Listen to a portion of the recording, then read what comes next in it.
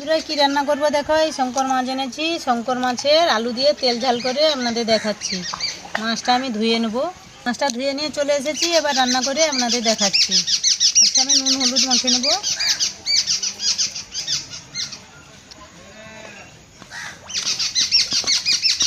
কড়া গরম হয়ে গেছে, কড়ার মধ্যে তেল দিয়ে দেবো। মাছগুলো ভেজে নেব।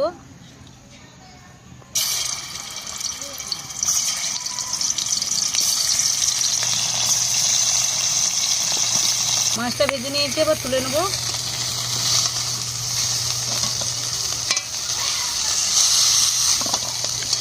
কড়ার মধ্যে তেল দিয়ে দেবো, ফোড়ন দিয়ে দেবো, পেঁয়াজ কুচি দিয়ে দেবো।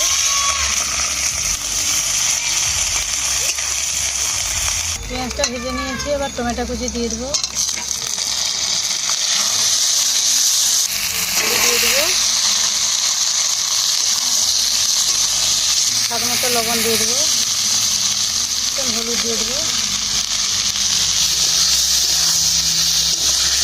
লঙ্কা দিয়ে দেবো।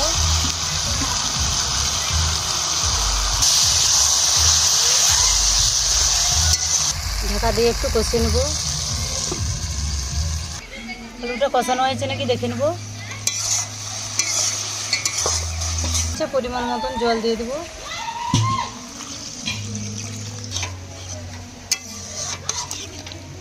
ঢাকা দিয়ে একটু সিদ্ধ করে নেব। আলুটা সিদ্ধ হয়েছে নাকি দেখে নেব।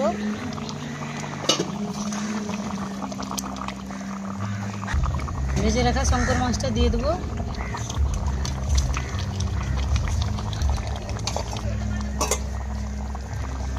মাছটা দিয়ে দিচ্ছি, একটু ফুটিয়ে নেব।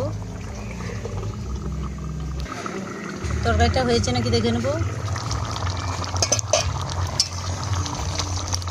মশলা দিয়ে দেবো।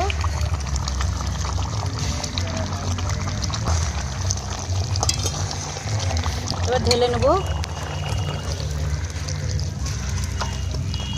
প্রায় শঙ্কর মাছ দিয়ে আলু দিয়ে ঝাল করেছি। এই রেসিপিটা কীরকম হয়েছে আপনারা দেখে কমেন্ট করে জানাবে।